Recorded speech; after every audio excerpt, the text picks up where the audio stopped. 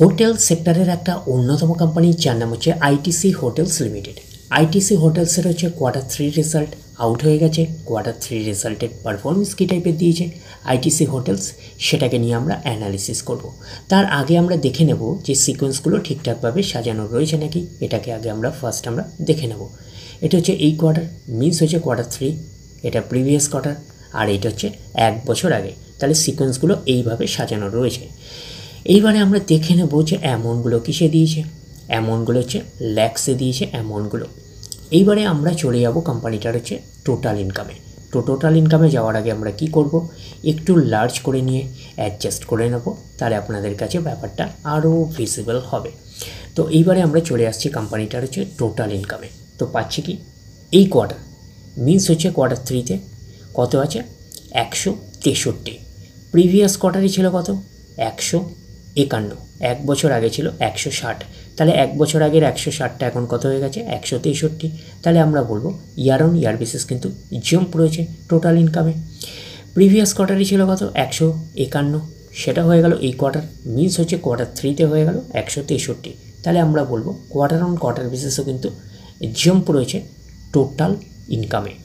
তো ন্যাচারাল ব্যাপার, আমরা জানি যে ইনকাম করতে গেলে কোম্পানিকে এক্সপেন্সেস করতেই হবে। তো এখন দেখার বিষয় কোম্পানিটা ইনকাম করতে গিয়ে কতটা এক্সপেন্সেস করেছে। তো আমরা চলে আসলাম টোটাল এক্সপেন্সেসে। এই কোয়ার্টার মিস হচ্ছে কোয়ার্টার 3-তে কত আছে 64। প্রিভিয়াস কোয়ার্টারই ছিল কত 81, 1 বছর আগে ছিল 215। তাহলে 1 বছর আগের 215টা এখন কত হয়ে গেছে 64। তাহলে আমরা বলবো ইয়ার অন ইয়ার বেসিস কিন্তু ডাউন পারফরমেন্স করেছে টোটাল এক্সপেন্সেসে। প্রিভিয়াস কোয়ার্টারই ছিল কত 81, সেটা হয়ে গেল এই কোয়ার্টার, মিস হচ্ছে কোয়ার্টার 3-তে হয়ে গেল কত 64। তাহলে আমরা বলবো কোয়ার্টার অন কোয়ার্টার বেসিসে কিন্তু ডাউন পারফরমেন্স করেছে টোটাল এক্সপেন্সেসে। এইবারে আমরা বের করবো কি অপারেটিং প্রফিট। কী করে বের করব, টোটাল ইনকাম থেকে টোটাল এক্সপেন্সেস আমরা বাদ দেবো। বাদ দিলে যেটা পড়ে থাকবে সেটা হচ্ছে অপারেটিং প্রফিট। টোটাল ইনকাম পেয়ে গেছি, টোটাল এক্সপেন্সেস পেয়ে গেছি, টোটাল ইনকাম থেকে টোটাল এক্সপেন্সেস বাদ দিলে পড়ে থাকছে অপারেটিং প্রফিট।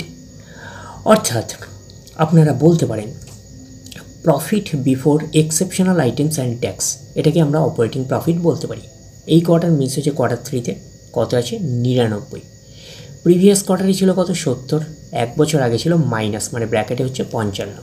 তাহলে লস, তাহলে 1 বছর আগের লস 55টা এখন কত হয়ে গেল প্রফিট করলো 99। তাহলে আমরা বলবো ইয়ার অন ইয়ার বেসিস কিন্তু জাম্প রয়েছে, আমরা বলতে পারি অপারেটিং প্রফিটে।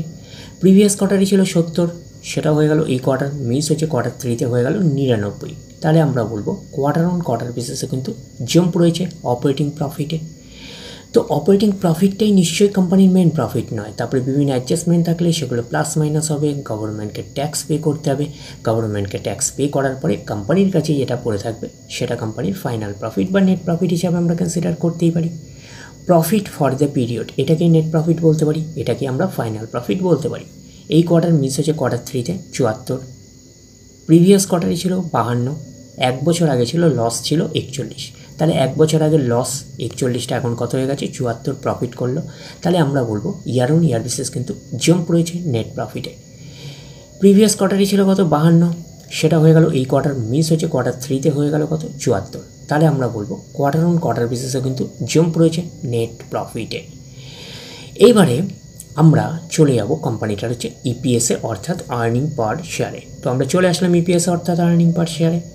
এই কোয়ার্টার মিস হচ্ছে কোয়ার্টার 3-তে কত আছে 0.01, প্রিভিয়াস কোয়ার্টারেও ছিল 0.01, 1 বছর আগে ছিল 0.01, এটা মাইনাসে। তাহলে 1 বছর আগের মাইনাস 0.01টা এখন কত হয়ে গেছে, এখন পজিটিভ হয়ে গেল 0.01। তাহলে আমরা বলবো ইয়ার অন ইয়ার বেসিস কিন্তু জাম্প রয়েছে ইপিএসে অর্থাৎ আর্নিং পার শেয়ারে।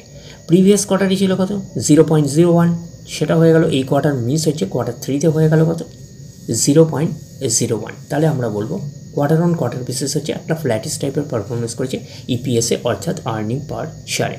তো ন্যাচারাল ব্যাপার, আমরা জানি যে নেট প্রফিটের রিফ্লেকশনটা ইপিএসে পাই, তো নেট প্রফিটের রিফ্লেকশনটা আমরা ইপিএসে পেয়েছি।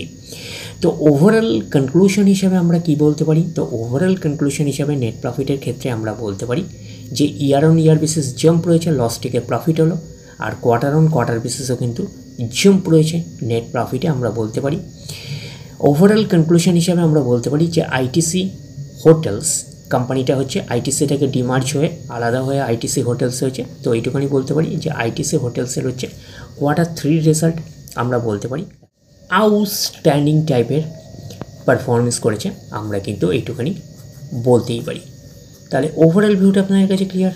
তাহলে এই অবধি, নেক্সট ভিডিওতে আবার আপনার সাথে আমার দেখা হচ্ছে। ধন্যবাদ।